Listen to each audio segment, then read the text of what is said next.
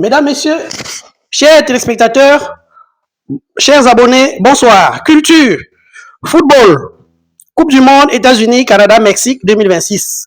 À rappel, elle se déroule du 11 juin 2026 au 19 juillet 2026. Alors, Sénégal, Congo, Somalie, les humiliations s'enchaînent pour les Africains sur le sol américain.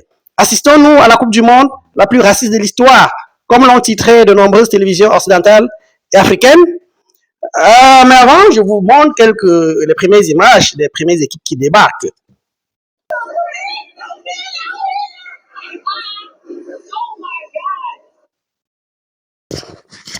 Voilà, juste un aperçu.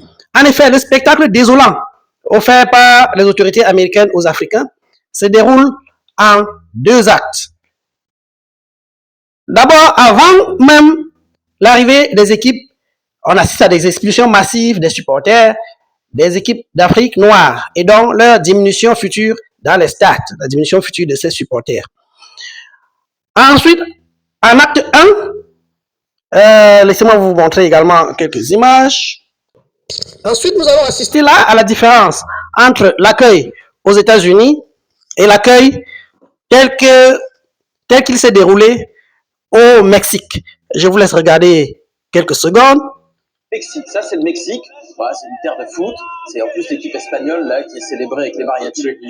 Voilà, maintenant nous allons voir la différence entre l'accueil aux États-Unis et l'accueil au Mexique et l'accueil aux États-Unis, notamment en ce qui concerne les équipes des pays africains. Je vous laisse regarder. Voilà, c'est une terre de foot, c'est en plus l'équipe espagnole là qui est célébrée avec les mariachis. Aux États-Unis, c'est les Mexicains qui ont Aux États-Unis, en revanche, c'est l'administration Trump qui est au pouvoir et qui poursuit sa politique migratoire extrêmement dure, jusqu'à contrôler, vous voyez, sur le tarmac, hein, à peine atterri, l'équipe du Sénégal à son arrivée, c'est du jamais vu, ça indigne partout dans le monde et particulièrement, bien sûr, les Sénégalais. Voilà comment les joueurs sénégalais se font contrôler arrivés aux États-Unis. En fait, cette Coupe du Monde est faite pour humilier les Africains, en fait. J'aimerais bien savoir si l'Angleterre, la France, etc., ils se sont fait contrôler de la même manière. Alors, donc, comme vous avez constaté, le deuxième acte de cette Coupe du Monde, qui n'est pas particulièrement agréable, qui ne s'annonce pas agréable pour les Africains, c'est qu'à l'arrivée des premières équipes, nous avons assisté à des fouilles humiliantes, des intimidations, des interrogatoires, des refoulements à la frontière, toutes choses contraires à l'éthique sportive et condamnées non pas par la FIFA, malheureusement, c'est à quoi nous assistons, mais plutôt par des personnalités politiques comme le maire de New York et par des journalistes occidentaux sur leur plateau de télévision. Alors, la question est la suivante. Le monde va-t-il assister à la Coupe du Monde la plus négrophobe de son histoire? Depuis que cet événement mondial a été annoncé, comme devant ce jour aux États-Unis, au Canada et au Mexique, le monde et l'Afrique, en particulier, assistent à des spectacles désolants, caractérisés par des élans racistes qui suscitent une indignation légitime, telle que débattue sur de nombreux plateaux de télévision occidentales. Alors, le premier cas, c'est la fouille des joueurs sénégalais. C'est le cas qui révolte le plus, comme vous avez vu en image. C'est lui qui suscite le plus d'indignation. Oui, c'est une humiliation que nous autres Africains, nous désapprouvons. C'est le cas, donc, comme vous le voyez, de l'équipe sénégalaise, dont les joueurs ont été fouillés à leur descente d'avion sur le tarmac de l'aéroport, comme ça s'affiche devant vous. Aucun protocole d'accueil, aucune loi internationale ne demande que des autorités d'un pays d'accueil fouillent des passagers sur le tarmac d'un aéroport en plein air. Une fouille de personnes ou de personnel, si elle doit avoir lieu dans un aérodrome, s'opère généralement à des endroits bien indiqués, au poste de contrôle des visas, à l'intérieur de l'aéroport. Et en dehors des épisodes de 2019 à 22 où la crise du Covid-19 a obligé les autorités aéroportuaires à battre en brèche tous les protocoles en matière de fouille des passagers, en temps normal, la fouille est intelligente et très respectueuse du voyageur car on utilise des machines à rayon X et des caméras cachées ou exposées pour vérifier le contenu des voyages des passagers. Mais au regard des images qui défilent par rapport aux joueurs sénégalais, on ne peut que s'indigner. On ne peut que s'indigner. On ne peut que s'indigner face au spectacle que vous avez sous vos yeux. À l'arrivée des joueurs africains dans cet aéroport américain. Mais on ne peut pas demander à la Fédération sénégalaise de dénoncer encore ces manquements graves à l'éthique vis-à-vis des Africains. En effet, les joueurs, les supporters, les officiels et les encadreurs sénégalais ont déjà démontré toute leur bravoure et la défense des intérêts africains face aux injustices subies lors de la dernière Coupe d'Afrique des Nations, CAN 2025-2026 au Maroc. Il revient aux autres pays africains, autorités et institutionnelles de dénoncer à leur manière les injustices subies par les frères sénégalais, congolais, somaliens et toutes les autres que les équipes africaines vont endurer dans les prochains jours aux États-Unis. Alors, nous allons continuer avec les tribulations de l'équipe du Congo dans l'aventure footballistique aux Amériques. Mais avant de parler de l'équipe du Congo, je vous laisse voir là quelques images de leur arrivée aux États-Unis. Groupe K prévu le 17 juin prochain contre le Portugal. Alors, c'était un rêve pour tout Congolais aujourd'hui. C'est devenu une réalité de voir la sélection congolaise de football aller à une aussi grande compétition qui est la Coupe du Monde. 52 ans après, nous allons revoir notre sélection nationale. Alors ici, on va... Mais alors, ce qui fait problème ici, c'est que avant le début du mondial, les Congolais et leur équipe ont été soumis à des restrictions sévères imposées par les autorités américaines. En effet, avant même que la compétition ne commence, l'équipe nationale de la RDC a été confrontée à de lourdes contraintes diplomatiques et sanitaires. Refus de visa pour les supporters. Les autorités américaines ont suspendu la délivrance des visas pour les ressortissants de la RDC en raison, disait-il, de la résurgence d'une épidémie d'Ebola dans l'est du pays. Pourtant, on a vu des pays comme le Canada gérer de façon plus humaine la crise du Covid-19, plus violente d'ailleurs que celle d'Ebola. En effet, Africains ou ressortissants de tout autre continent désireux de se rendre au Canada entre 2020 et 2022, la période du Covid, se voyait, tout Africain désireux de se rendre au Canada, se voyait délivrer son visa par les centres de délivrance de visa canadiens, c'est comme ça qu'on les appelle, excusez la tautologie, et c'était en Afrique ou ailleurs. Et quand vous arriviez à l'aéroport, en fonction de votre état de santé, vérifié sur place, les Canadiens vous laissaient entrer librement sur leur sol, ou alors ils vous imposaient 2 à 3 semaines d'isolement, de mise en quarantaine, dans un hôtel spécialement choisi pour cela. Ensuite, au terme de la quarantaine, vous étiez autorisé à regagner votre domicile. De la part des Canadiens, c'était humain, c'était sincère, c'était respectueux de toutes les races. Malheureusement, dans le cadre de la Coupe du monde de football États-Unis-Mexique-Canada 2026, les Américains payent depuis plusieurs mois des actes qui interpellent et qui amènent tout observateur logique à y voir du racisme à ciel ouvert. En effet, en plus du refus de visa pour les Congolais, de nombreux matchs et stages préparatoires leur ont été interdits sur le sol américain sous de prétexte divers. Tout ceci a été vécu comme une humiliation diplomatique par les supporters congolais, dont certains d'entre eux ont demandé à la FIFA le remboursement des billets achetés. Le deuxième cas, ou incident inacceptable pour les Africains, je vais vous le montrer tout de suite. Donc, comme je vous disais, le deuxième cas ou incident inacceptable pour les Africains, c'est celui de l'arbitre somalien, Omar Abdul Kadir, sélectionné par la FIFA pour arbitrer des matchs de la Coupe du Monde. Il a été sélectionné par la FIFA pour officier lors du match du mondial, lors de nombreux matchs du mondial 2026.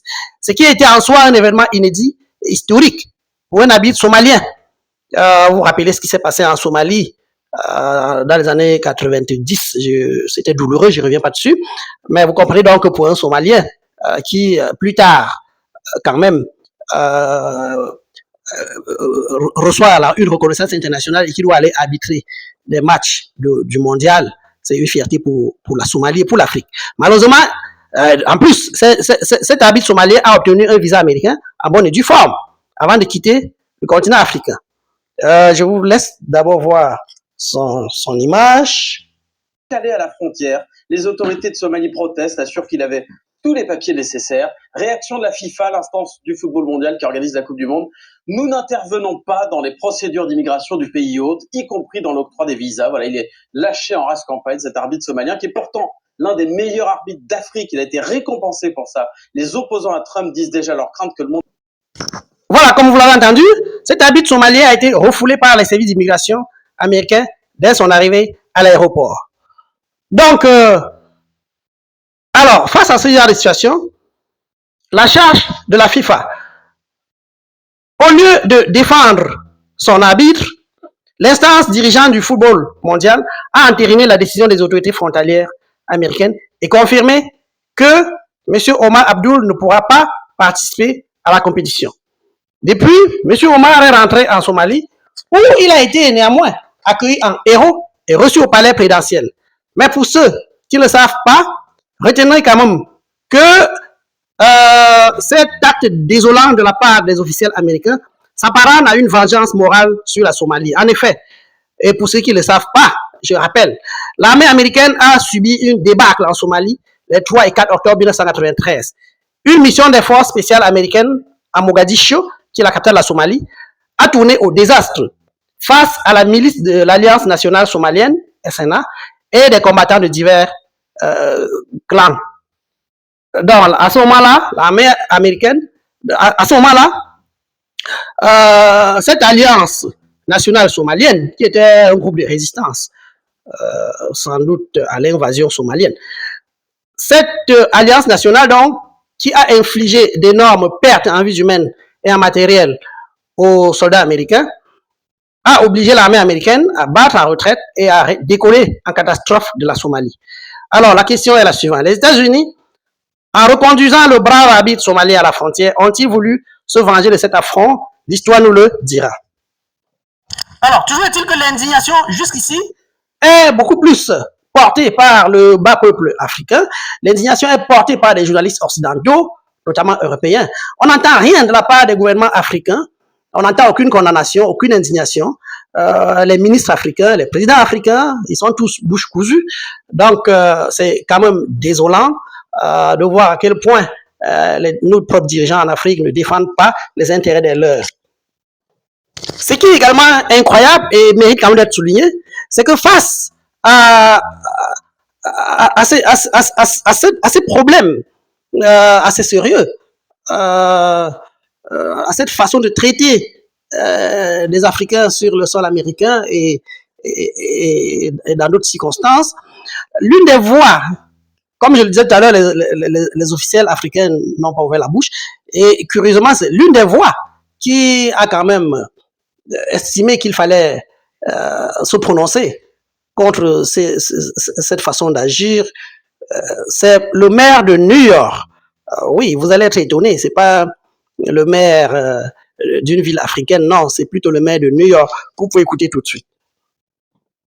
De soi, le mondial de la honte, par exemple, le maire de New York. The World Cup is supposed to be a celebration of the world as a whole, and some of the decisions that we've seen been taken by the federal administration, be it the denial of visas for journalists from certain countries, or the rejection of a visa for a coach of a team, as well as single-day visas for specific foreign national teams. This is anathema to what this tournament is supposed to be about.